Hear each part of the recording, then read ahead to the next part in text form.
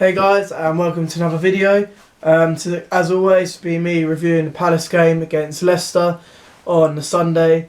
A frustrating rather than disappointing defeat.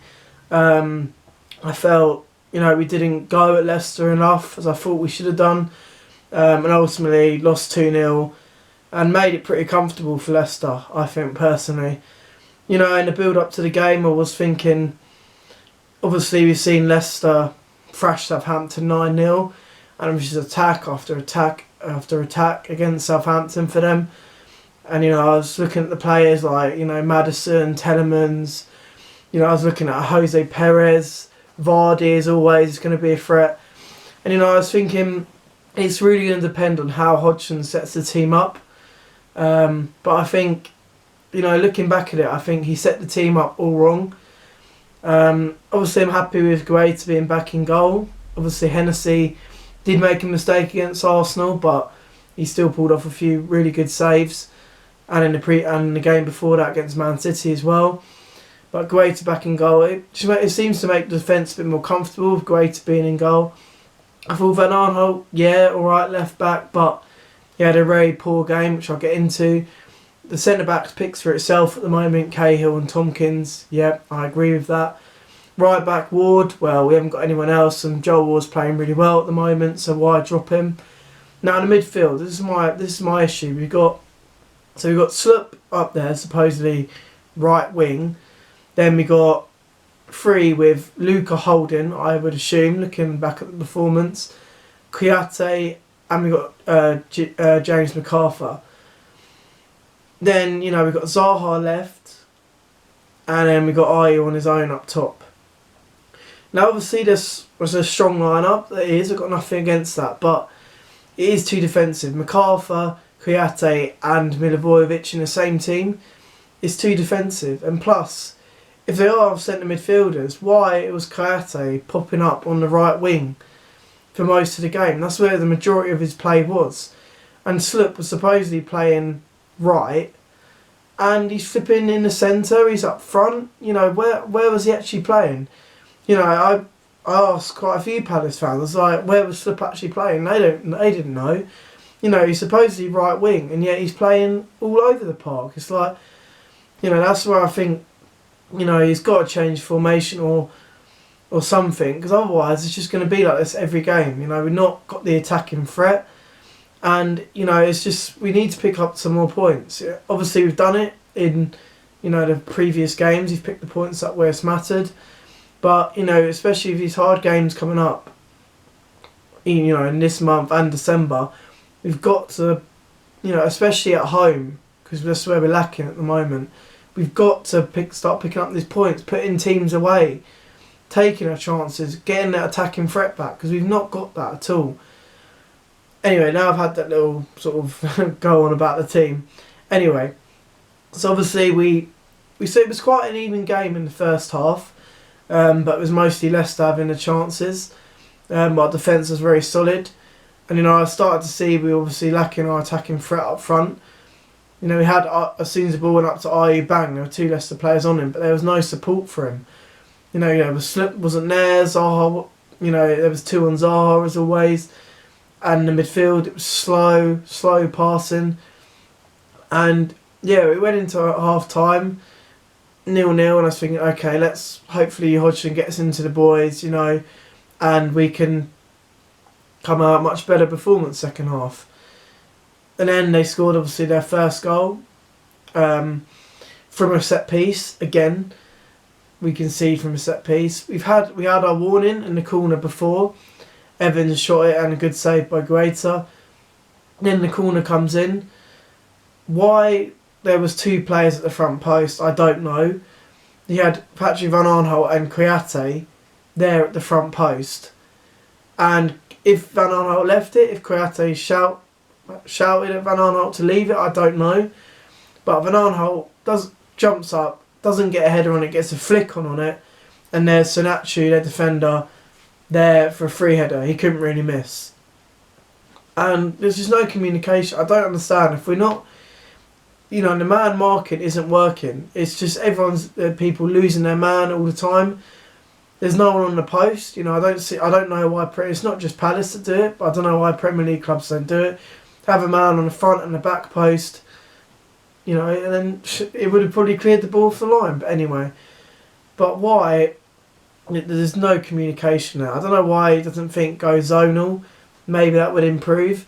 But I don't know what they're working on in training, because it's definitely not set pieces. Because I don't know how many goals we have conceded from it, but we look so poor from set pieces. You know, we've got the players there, the height's there, but they just don't seem to want to pick up their man at all, and that's what I don't understand.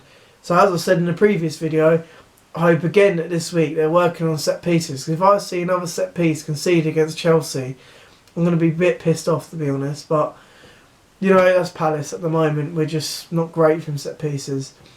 Well, yeah, that's Sonachi that scored the first goal for them. I really think he was very solid all game. We couldn't get past him. He's winning all the headers, winning tackles, and then gets his goal. It's a very, very good player for them. You know, he didn't really feature, obviously, when Maguire was playing for Leicester. But, you know, obviously now Maguire's gone. He's been promoted up, and he looks 10 times the player Maguire is. You know, and, well, great for Leicester, obviously. And, yeah, the second goal scored by Vardy, of course, because, you know, getting him some stick about his wife. You know, everyone knows about the story on social media between Colleen Rooney and Rebecca Vardy. So, obviously, we're giving Jamie Vardy some stick. And, of course, he goes and scores. It was a really good move by Leicester, to be fair. But, you know, if in the midfield you don't get a challenge put on you, it's obviously going to be easy to pick up a pass. Then he does a quick 1-2, he's through and he scores. And he does some stupid eagle celebration, and that's supposed to make every Palace fan annoyed, but no one was that annoyed about it. They were just shouting abuse of Vardy, as every football fan does. And yeah, then after we conceded, we just didn't threat them. A few shots that went over, a few shots easy saved by Schmeichel, and shots, you know, that were blocked as well. But again, we didn't really have that attacking threat. And I really thought the substitutions were wrong by Hodgson on Sunday. I just really didn't think they affected the game good. You know, obviously Slup came off for Maya. I think Kouyate came off as well, and then Ayew as well. What didn't make any sense was that even though Ayew wasn't playing well, he was our focal point. Like, the ball came up to him and he was occasionally holding up, sometimes got tackled. But, you know, at least we had the player up there. Benteke came on, even though it was quite hard to get in the game, so I'm not having a go at Benteke, but even when he came on, he helps back defence when we're defending corners. So there was one situation in the second half, we cleared it, it came out to Maya, who came on, and there was no one up front. Zaha wasn't there, Benteke wasn't there, Benteke was back in the box.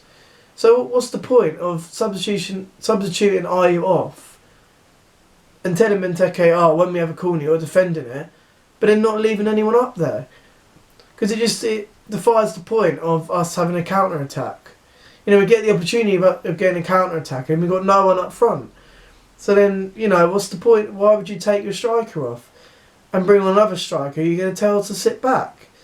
That's what makes no sense. And you bring Maya on, but you know, we got that creative spark there, but then there's no one, as I said, there's no one up front to get there. Obviously, Leicester did defend very well. I'm not denying that, but excuse me, but we got that. We just got no attacking threat.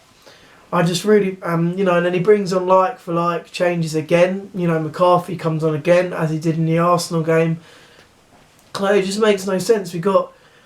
I think, going into the next few games, you know, maybe not against Chelsea and Liverpool, but going into maybe the Burnley away game and then Bournemouth game, which is the first game of December, I believe. That's where I think we need to change our formation. I don't think he's going to drop Milivojevic, you know, as the captain, but I think it's a straight fight between Kouyate and James McArthur, who's going to play alongside him. Personally, I think Van Aanholt should be dropped, and then Slup drops back into left back. Then we have either Townsend on a left wing when he's back fit, or he changes it so then you maybe got Zaha up top with Ayew, and then either a Maya or a Camarasa in the centre attacking mid behind. You know, that's what makes no sense. Why buy Maya? Why buy Camarasa? Two centre attacking mids if we're not going to play them, because that's where we're lacking. You know, is attacking threat. You know, Zaha can't do it all, and he proved it. He proved it again on Sunday. Obviously, it's a confidence thing with Zaha. You know, obviously he hasn't scored yet. He has got an assist, but he hasn't scored yet. You know, so you can see he had a few positions he could have shot, but he decided to pass it or try and take someone on, and he lost the ball, and a shot got blocked. And you can see his confidence gone. So we need that attacking player there, and then, you know, it will come. The goals will come. You know, and it's hard for Ayew being up there on his own when there is no support. So, you know, that's where I think the formation has got to change. I think maybe you could maybe change it against Chelsea or against Chelsea. I don't think it's wise to play a attacking mid against Liverpool. I think that's going to be a game where, you know, all hands to the pump sort of thing. But I think definitely maybe against Chelsea, as you know, sometimes with their youngsters they can have a bit of a, you know, lapse in concentration. So I think maybe if we have that centre attacking mid there, you know, we can exploit that maybe. Yeah, but I think that's what needs to change, I think. But, you know, finish off going on to Leicester team again. I think definitely they're outsiders, not just for the top 6, but the top 4.